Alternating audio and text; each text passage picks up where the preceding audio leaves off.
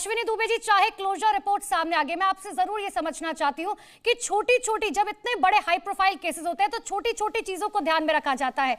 उस वक्त रिया चक्रवर्ती की मैं बात करूं, जिन्हें क्लीन चिट अब क्लोजर रिपोर्ट में दे दी है, उनकी एक्टिविटीज को कैसे दरकिनार किया जा सकता है? कैसे नहीं कहा जा सकता कि पोस्टमार्टम रिपोर्ट नहीं आई थी, उससे पहले वो मॉर्चरी पहुंच जाती है और सुशांत सिंह राजपूत को कहती है आई एम सॉरी बाबू। इतना ही नहीं, वो उसके बाद वहां पर दिखाई तक नहीं देती जब अंतिम संस्कार किया जाता है। इतनी छोटी छोटी एक्टिविटीज को कैसे ना ध्यान में दें हम? बिल्कुल, बहुत सस्पिशियस सर्कमस्टेंसेस हैं इस केस में। 2 मौतें होती हैं। एक मौत में गैंग रेप और क्रिमिनल कॉन्स्पिरेसी की थ्योरी 6 दिन पहले मौत होती है दिशा सालियान की।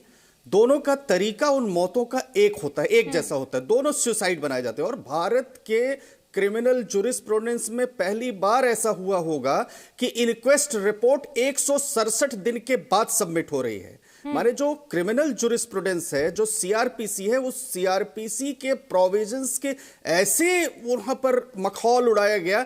मैं समझता हूं कि ये एक बड़ा विषय है। दूसरा, सुशांत सिंह राजपूत का न्याय इसलिए भी अधूरा है क्योंकि देश की प्रीमियर एजेंसी अगर सीबीआई जांच करके और कहती है कि ये केस जो है सुसाइड का है, मर्डर थ्योरी के एंगल से जांच करने के बाद भी, तो मैं समझता हूँ ये भी बड़ा माने जस्टिस डिलीवरी सिस्टम और जो एजेंसी की अकाउंटेबिलिटी है छोटी छोटे एविडेंसेस को, और जो प्रीमियर एजेंसी है, जो एक्सपर्ट्स हैं जिसमें, वो अगर ये कहते हैं तो मैं समझता हूँ कि ये भी बड़ा दुर्भाग्य का विषय है। तीसरा, वहां के पुलिस के जो सर्कमस्टांसेस है, स्टेट पुलिस, मैं उस समय भी बहुत डिबेट चैनल्स में करते थे और हम देखते थे उस समय पुलिस के जो सर्कमस्टांसेस है और जैसे जर्नलिस्ट के साथ बिहेव किया जा रहा था, जैसे उस समय एविडेंसेस को लेने से और तमाम एक मोडस ऑपरेंडी के तहत नैरेटिव बनाया जा रहा था सुशांत सिंह राजपूत के हत्या को सुसाइड बताने में, ये भी एक बड़ा विषय है जो जांच होना चाहिए।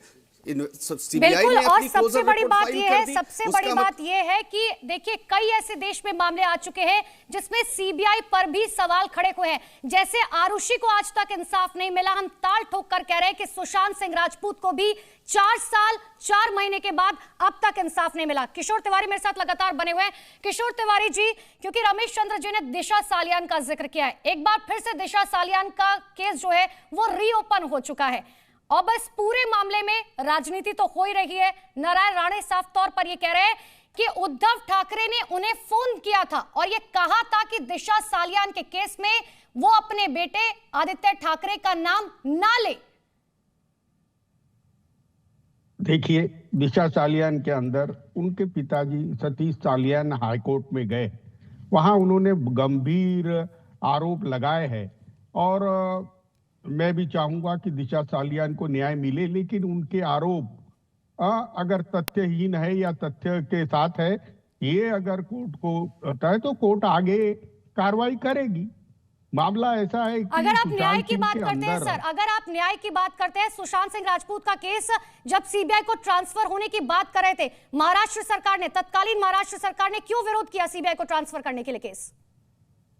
देखिए, महाराष्ट्र की पुलिस उसमें चुस्त दुरुस्त इंक्वायरी कर रही थी, पूरे डिटेल में चले गई थी। आप एक इनफ्लो इंक्वायरी को सीबीआई को ट्रांसफर करते हैं तो फिर नए से होती है। यहाँ पर पीके जैन साहब है जिन्होंने कहा था कि ये वर्चुअली, अगर परिवार को भरोसा नहीं है महाराष्ट्र पुलिस पर, अगर परिवार साफ तौर पर कह रहा है कि हमारे बेटे को इंसाफ नहीं मिल रहा है, परिवार साफ तौर पर कह रहा है कि पुलिस कुछ ना कुछ छिपा रखी है, पर साफ तौर पर परिवार का कहना था कि पुलिस दबाव में काम कर रही है, तो क्यों ना जाए परिवार सीबीआई के पास? क्यों आप लोग विरोध करेंगे इसका?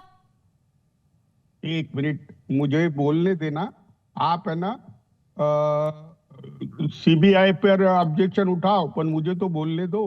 अगर आपको ऐसा लगता है, हाँ मैं बताता हूँ, अगर महाराष्ट्र पुलिस ने कोई कोताही की है तो क्लोजर रिपोर्ट सीबीआई का था, उसमें आना चाहिए था। एक क्लियर कट सुसाइड के केस में आपने कितने लोगों को मानसिक त्रास और कितने लोगों को बदनाम किया, और ये बदनाम करने वाले ये दूध वाले सुनील शुक्ला है, या अश्विनी जी बार बार बोलते हैं। मैं बता रहा हूं, अश्विनी जी आप क्यों नहीं आ जाते? अभी आ जाइए। किशोर तिवारी जी, थोड़ी सी मानवता रखिए, थोड़ी सी इंसानियत रखिए। किसी के घर का बच्चा गया है, किसी के घर का बेटा गया है, अगर वो इंसाफ की दरकार के लिए कह रहा है कि हमें महाराष्ट्र पुलिस पर भरोसा नहीं है, तो थोड़ी सी इंसानियत रखें। मैं इसका जवाब एक बार रमेश चंद्र जी आपसे ले लेती हूँ। साफ तौर पर देखिए, सर कह रहे हैं कि मुझे भरोसा नहीं है। आप लोग इंसानियत का जवाब पेश कीजिए, आप लोग इंसानियत की मिसाल पेश कीजिए। रमेश चंद्र जी।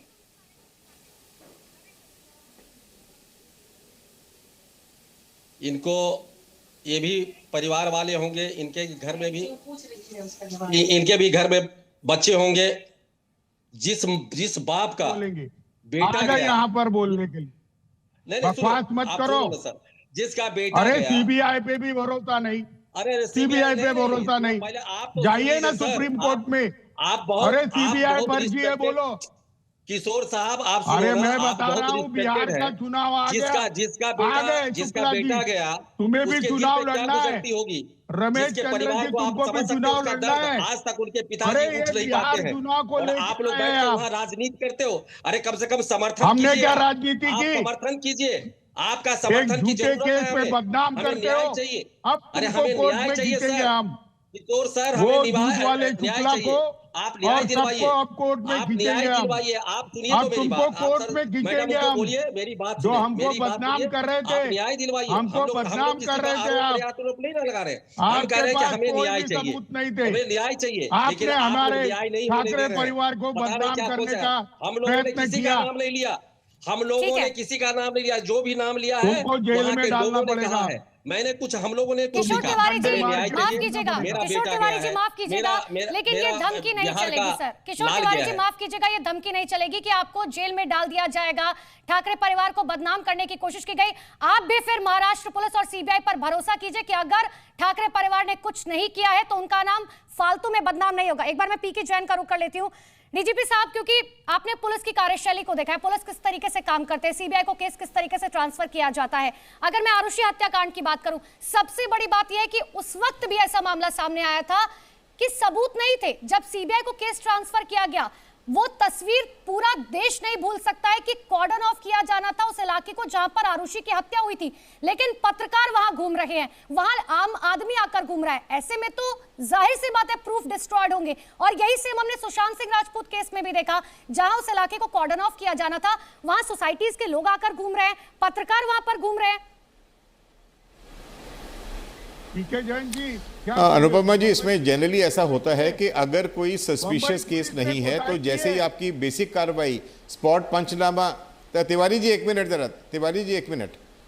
इसमें देखिए ऐसा होता है कि जब भी कोई कोताही की है क्या, बम्बई पुलिस ने कोताही की क्या, ये बताइए। जिसका नमक खाया तिवारी जी देंगे क्या? अनुपमा जी आप किससे पूछे? मेरे से पूछे, तिवारी जी से पूछनी है। तिवारी जी एक सेकंड, नहीं तिवारी जी एक सेकंड, अगर वो अपनी बात रख रहे हैं उनको सर 20 सेकंड में प्लीज अपनी बात कंप्लीट कीजिए। ये देखिए ऐसा है कि जो इनिशियल कार्रवाई है, जैसा मैंने कहा कि स्पॉट पंचनामा, बॉडी को नीचे उतारना, उसका पंचनामा करना, स्पॉट पंचनामा और इंक्वेस्ट पंचनामा, ये दो चीजें होती हैं। उसके बाद में अगर उनको जरूरत लगती है इन्वेस्टिगेटिंग ऑफिसर को, तो उसको इंसुलेट किया जाता है एरिया को। अगर इंसुलेट करने की जरूरत नहीं है, वहां पे और कोई सबूत इकट्ठे करने का काम नहीं रहा, फोरेंसिक टीम आके चली गई, तो फिर हम उस प्रीमाइसिस को कंसर्न को हैंडओवर कर देते हैं। लेकिन पीके जैन तो ये हर केस के ऊपर डिपेंड करता है कि वहां पे किया गया है। देश में ऐसे कई मामले सामने आ चुके हैं जहां लोगों को इंसाफ नहीं मिला है। उसका जीता जागता उदाहरण आरुषि हत्याकांड है। और उसके बाद हम आज ये भी कह रहे हैं कि सुशांत सिंह राजपूत को 4 साल बाद भी इंसाफ नहीं दिया सीबीआई ने। आप सभी का बहुत बहुत शुक्रिया हमसे बातचीत करने के लिए।